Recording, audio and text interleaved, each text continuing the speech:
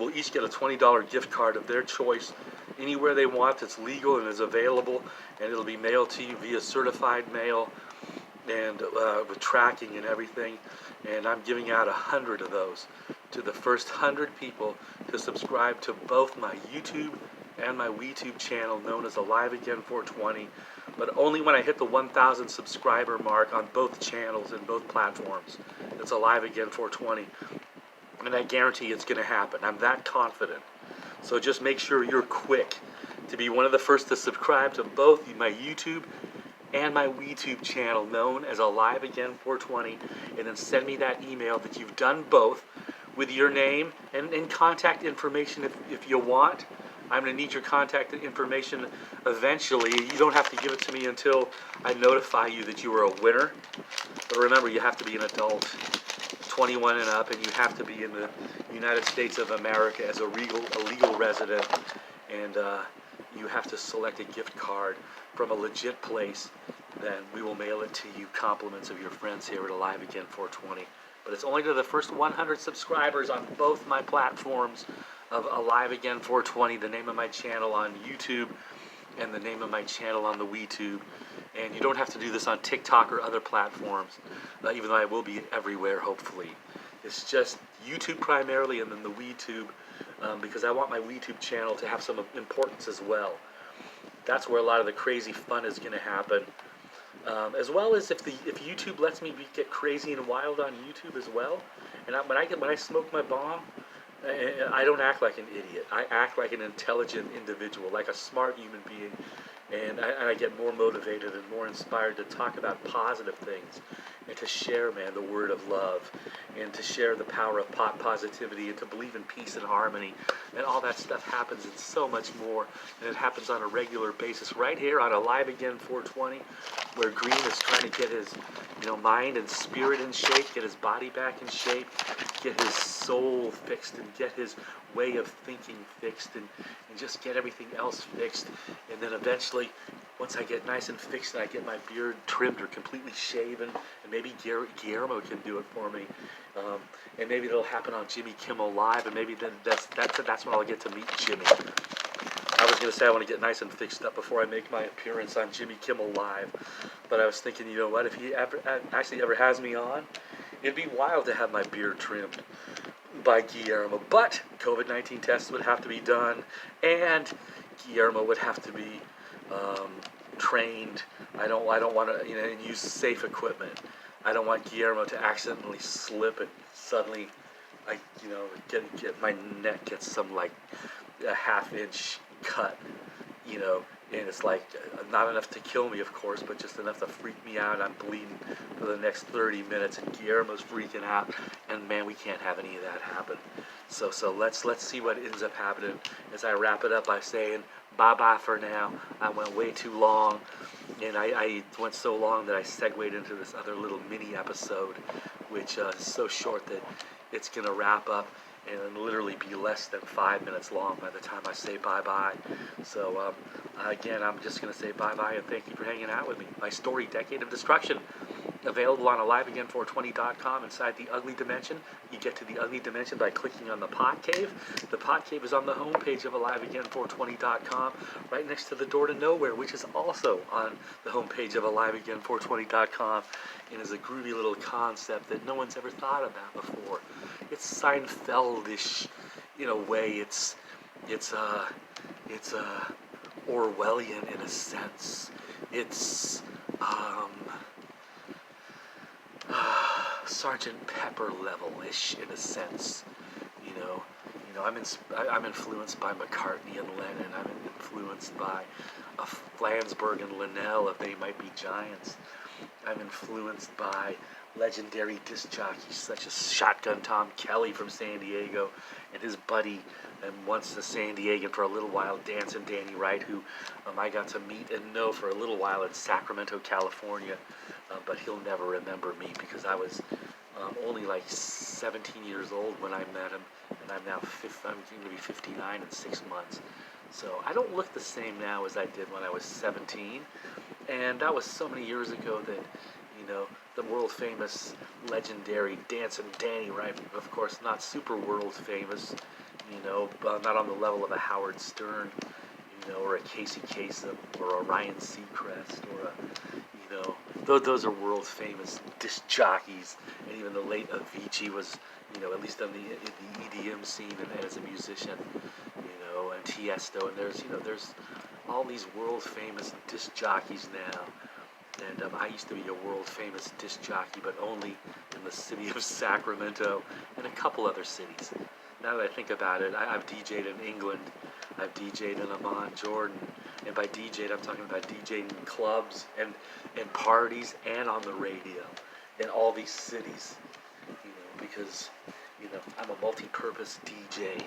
I can do raves, I can do blues clubs, I can do country and western, I can do oldies, I can do reggae, I can do ska, I can do alternative, I can do house, I can do techno, I can do chill, I can do a combination of everything. I can do old school, I can do funk, I can do hard rock, even heavy metal, even though that's not my thing. I like some good heavy metal songs, especially if it's great bands such as Black Sabbath or, especially older Metallica. The song One is amazing. The entire Black album is amazing, even though some people look at it as a semi-sellout. And I can see that just like 2%, but there's nothing wrong with selling out. If in the process you make yourself a household name and you create one of the greatest albums ever recorded. And I used to have a copy of that on DVD audio or whatever format it was available in. I think it was DVD audio. And that's probably worth at least $100 now, if not 150 or $200.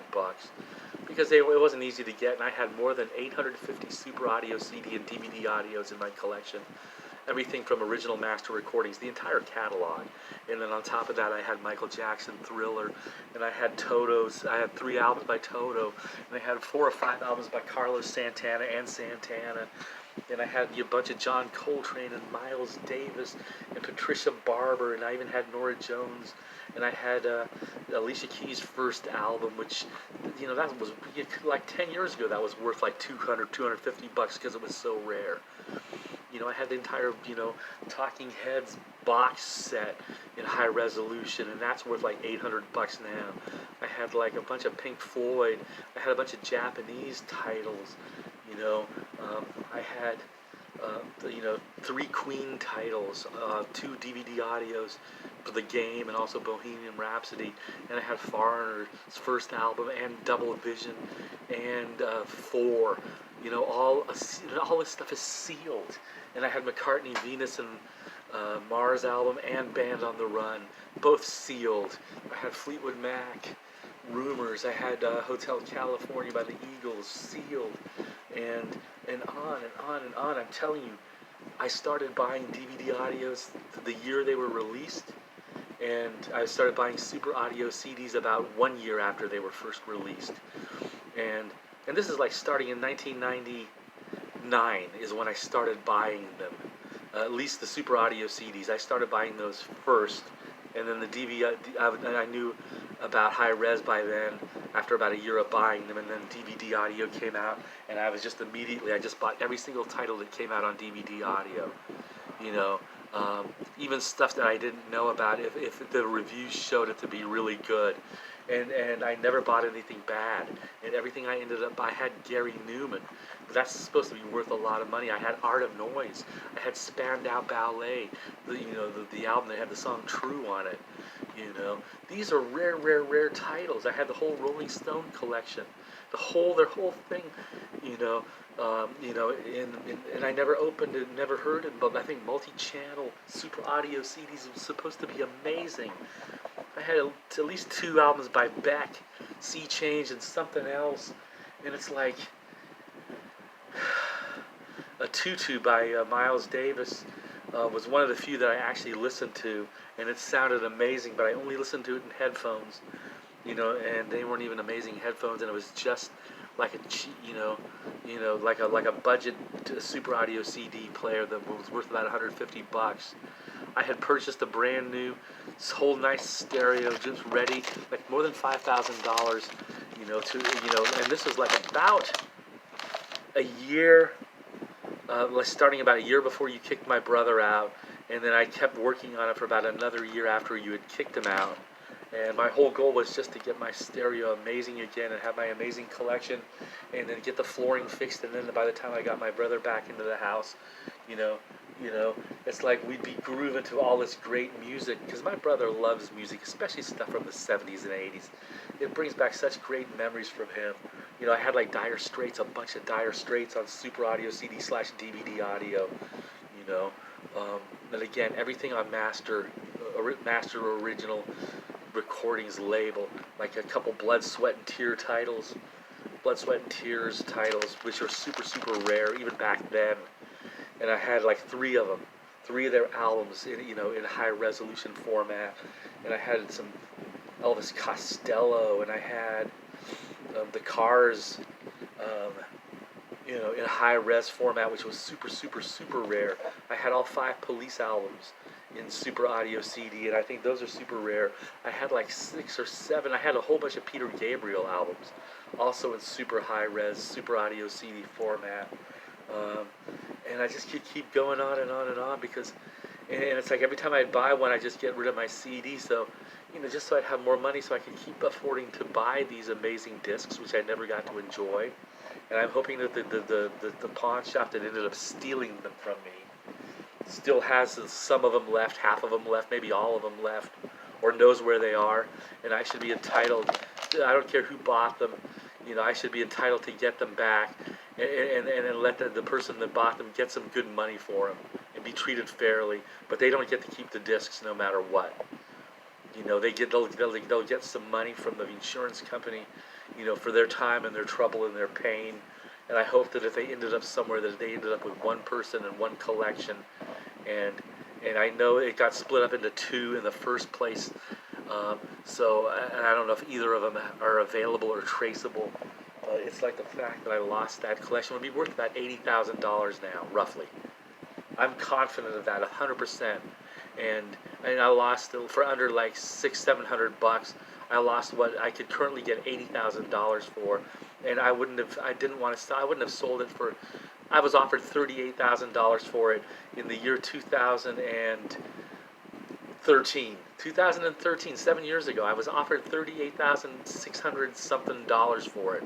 The guy that wanted my collection looked at everything, and it's like, he ended up buying a bunch of books from me. And that's the main reason he came over in the first place, because I was selling books and records, just trying to make money to try to stay afloat so I could keep paying the rent. The rent I was no longer to pay, pay properly and on time, even though I kept doing it because I kept selling stuff.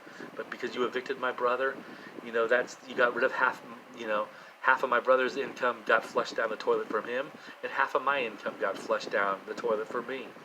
And my fiance's income got affected. So 3 people's incomes were all affected by you having my brother removed from the house, and I would say illegally, because you caused it to happen. And then you just decided you were the kings of the world, and then you made all the decisions that, okay, sorry, he's never allowed back in. And you didn't say that at first. And I'm glad I keep talking about that here on my channel. It's like, and I can show examples of my memories and logic and common sense that shows that you guys didn't make it permanent at first. And you're saying that now, but I still haven't seen, and I haven't asked for it officially yet.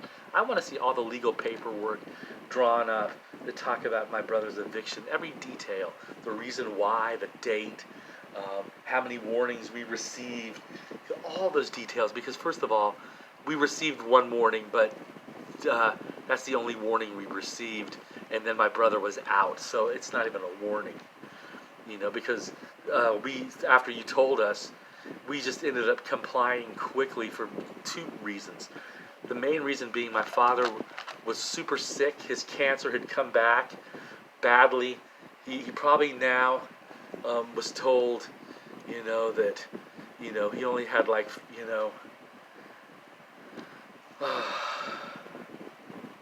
oh man.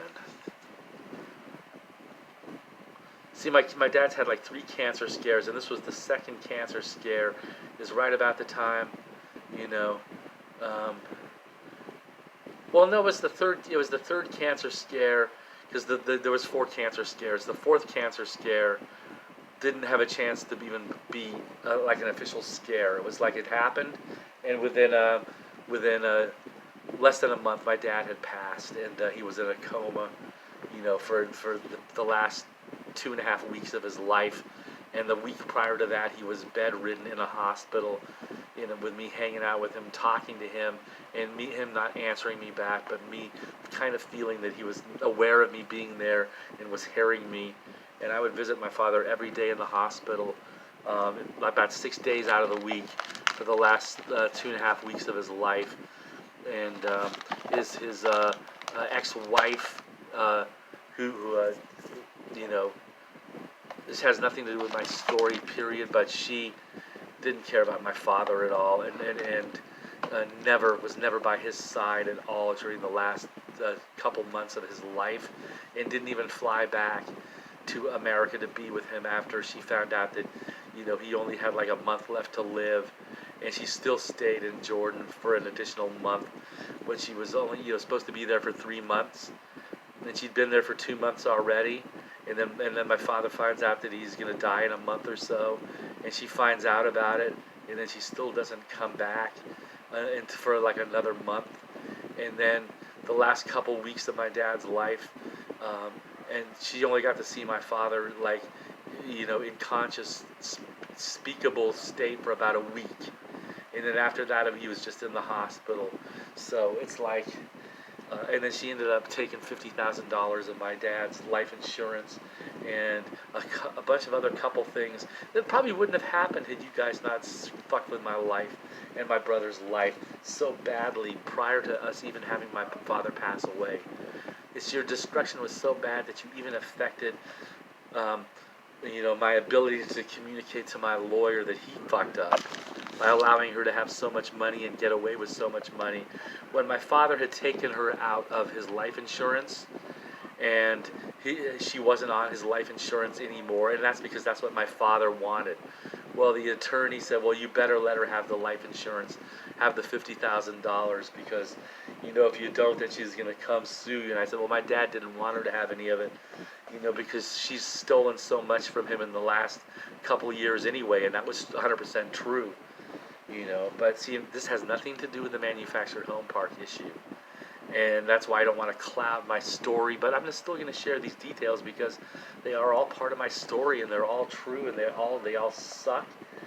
And it's just the fact that the manufactured home park management and the owners, and just the way I was treated and mistreated and mistreated and then mistreated again, and then ignored again and neglected, and then ignored again and then neglected and then mistreated, and then the story goes on, and it loops and loops, and I argue and I complain, and I do it nicely and I do it professionally, and I don't know how to do it legally, and I don't want to sue them, and I'm not even thinking about suing them because I wanted to make this my forever home, and I wanted to stay there for the rest of my life with my brother, for the rest of his life and my life, and just try to turn it into the most wonderful little place that we would be able to do so.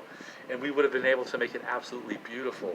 But they sold it to us so broken that even from the first year, we weren't able to get it fixed right because it was so broken that it was just falling apart and costing us money just to keep it from falling apart even more. And then so thousands and thousands and thousands of dollars lost in just trying to keep it from falling apart more. Thousands of dollars that would have gone into making it look nice from the beginning. If it had looked nice from the beginning, with the flooring the way we wanted it from the first year, and we would have put the luxury planking in and gotten rid of the carpet like within 3 years or so, had nothing gone wrong. We would have used the carpet and worked on the house, and done all the painting and done all the installing of shelving, and then finished replacing the countertops and replacing all the the bathtubs and the sinks and all the faucets and all the toilets, and that's all stuff that I ended up doing, but I wasn't able to do it half as well as I wanted to for financial reasons, because you again kicked my brother out, and now I no longer had the assets available to make that project the right way. And that would have included some solar on the house. It would have included a water filtration system. It would have included sheds, and all the items that I would have done would have been less than $10,000, and they would have paid for themselves 100%. within 10 years, and then for the following 25, 30 years, or however long my brother and I and my fiance were able to live, and whoever passed first would, be buried and or cremated. If in my case I want to be cremated, and I want people to know that whoever my fiance slash wife, future wife is, whoever cares about me, and whoever ends up being responsible for me. And if there's no one that ends up being responsible for me, I want it to be known that when I pass, whether it's in 1 year or in 10 years or in 20 years, unless I change my mind and do so legally in paper writing, which I know will never happen, but I want to be cremated. And then I want my ashes to be whatever's cool at the time, shot into space, Venus and Mars, baby. I wanted to open a club called Venus and Mars in tribute to Paul McCartney and Wings, but also in tribute to my love of space and the fantasy of just having the coolest nightclub ever.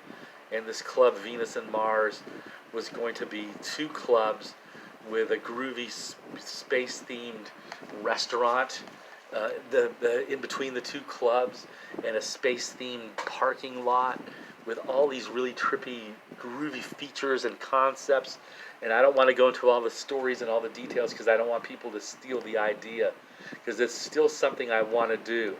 I want to open 2 clubs with an arcade and a restaurant and a chill room, like between the 2 clubs, and a groovy space-themed parking lot, and groovy bartenders and cocktail servers and DJs, and food items that are vegan, food of the future, but also have space themes. And then there'll be alcohol, except it'll be a lot of edibles and a lot of cannabis themes, and there'll be vaping rooms, and there'll even be bong rooms. And there'll be places where you can. I'll make sure it's all done legally.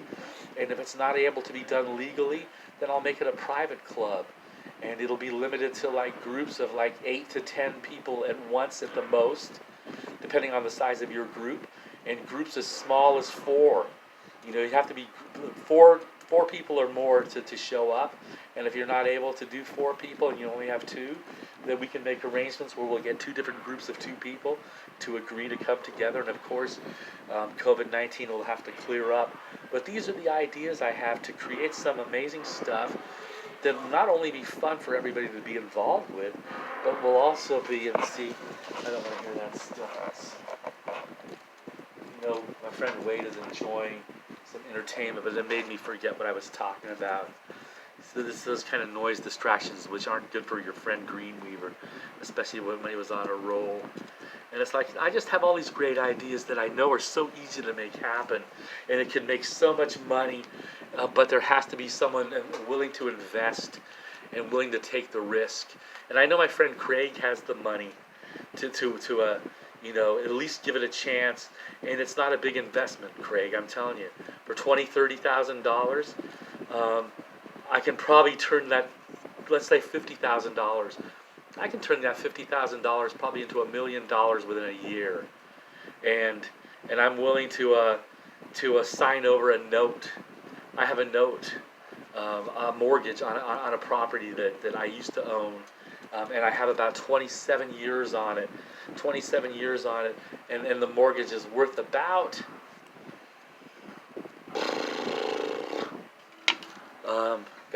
probably about $120,000.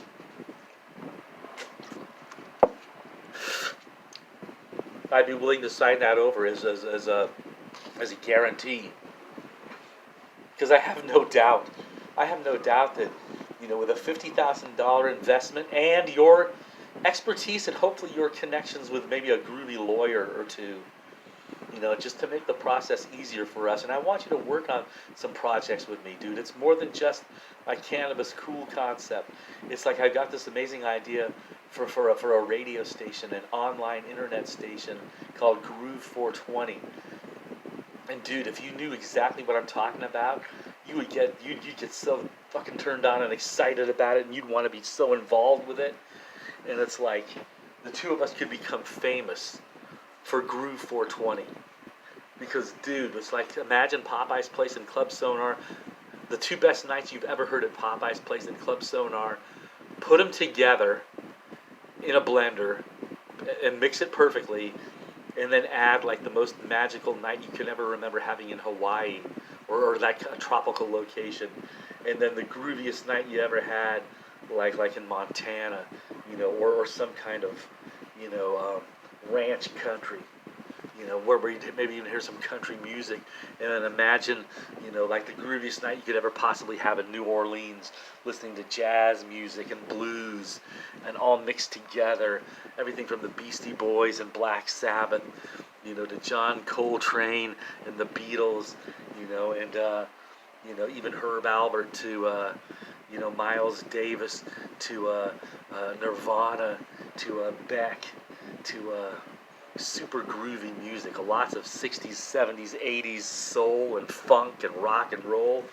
but everything with a groovy, stony vibe, with a positive vibe. It's positive energy, man. It's like there will not be a lot of bummer music. There'll be sad songs here and there, and they'll serve a purpose, and they'll tell a story, and all the songs will be presented in 4-song blocks and themes, and the themes will tie together, and the themes will promote other special shows, specialty shows. A good friend of mine by the name of Sammy C, I want him to do a show called Sammy C's Super Sounds of the 70s. It's going to be a kick-ass 70s show that might go on for a couple hours, like on the weekend, and there's going to be like a late night, 60s, 70s, 80s, 90s dance party with celebrate party tunes that'll be happening all of Friday night throughout Saturday night, and then on Sunday night the party will continue, except that party music will be more like along the lines of Dight Arntwood, mixed with 2 Unlimited, a mix of house, classic old school rave music such as The Spice Must Flow by Eon, or The Shaman, Move Any Mountain, or just super groovy songs like that, or Stereo MCs Connected, or Cake doing Rock and Roll Lifestyle, or an Elvis Costello deep cut such as Green Shirt for Greenweaver being a green jerk, having a green dream. Here it's a clean scene. It's alive again for 20 right here on the internet, on YouTube, on the WeTube, wherever else you might be. It's my groove, it's your groove.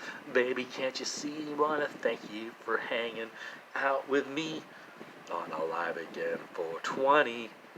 And I think I'm going to put a wrap to this episode. It's been a blast hanging out with you. Let me see how long this episode actually is. Oh my goodness, perfect. Perfect. By the time I wrap it up, it's going to be like close to like maybe almost half an hour long, and that'll mean my first episode will be about 33 minutes or so, and this one might be 31, 32 minutes as well. Perfect. I can get them uploaded, but I got all those other ones to upload, and I got to get my YouTube channel fixed and figure it out, and then I got to get because they won't let me upload any more videos. I've done too many, but I think I've got good stuff. I think people, at least there's some people out there that I think are going to dig what I'm doing, because it's so real and it's so full of life and it's so full of tragedy and hopefully future happiness, and hopefully marijuana is the magical medicine that helps me turn my life around, that brings me my old life back, that makes me feel alive again. And thanks to 420, baby, and that's why I call my channel Alive Again 420. My name's Greenweaver. I'm a 58-year-old part-time stoner who's lived in San Diego since the year 1999. I was born in another country, moved to America at the age of 10, but that was back in the year 1972. Lived in Sacramento from 1972 to 1997. Then my dad was stricken with cancer, so he wanted to go visit his family, in the Jordan area. During that 2.5-year period that my family lived in Jordan, I also did a lot of traveling, including to Morocco, to Marrakesh, even to Istanbul, and also went to Athens, Greece, to Rome and Venice, Italy, to places in England and in France, and I already said Athens, Greece, but also Crete and Beirut and a couple other just areas of Israel, like twice. And one time it was a whole week in Israel, going to Haifa and going to Bethlehem and going to Jerusalem and Haifa, just all over. And I even went to Tower Records for the second time. I had been there one time prior during the grand opening when Russ Solomon was there, and I even got to meet Russ, and the fact that I worked for Quad 106 and 97 Croy, and he knew me from Sacramento for those reasons. You know, he was so thrilled to hear a dude from Sacramento. You know, Russ, of course, was a Sacramento man all the way, starting Tower Records and Tower Books, you know, in Sacramento, California, and turning it into one of the most legendary music chains in the history of time. And it happened in Sacramento, California. And there's a lot of other groovy things that have happened in Sacramento, California. And who knows, maybe ultimately the birth of hopefully what becomes the most famous weed-themed podcast in the history of YouTube and the WeedTube. It's Alive Again 420 with me, Green Weaver, signing off with my usual peace, love, happiness, and happiness. As usual, I'm going to say stay high, stay cool, stay kind, stay woke. Black Lives Matter ain't no joke. It's time to become an anti-racist, to believe in the power of pop positivity, to believe in the power of equal rights, that everybody deserves equal rights. So please offer that to all of society, and please become a better person. Believe in the power of the environment and taking care of it, and going vegan or at least vegetarian, and trying to go solar and buying an electric vehicle or planning on it in the next couple of years. And then all sorts of other great ideas are located in the good dimension of Alive Again 420, which is located on AliveAgain420.com. Enter the Pot Cave. Once you're inside the Pot Cave, you'll find a couple doorways. One to a good dimension, which will have some groovy stories in the very near future. Probably not till 2021, because by the way, I'm taping this on the record date of November 4th, the year 2020. And I've been evicted for about a month and a half.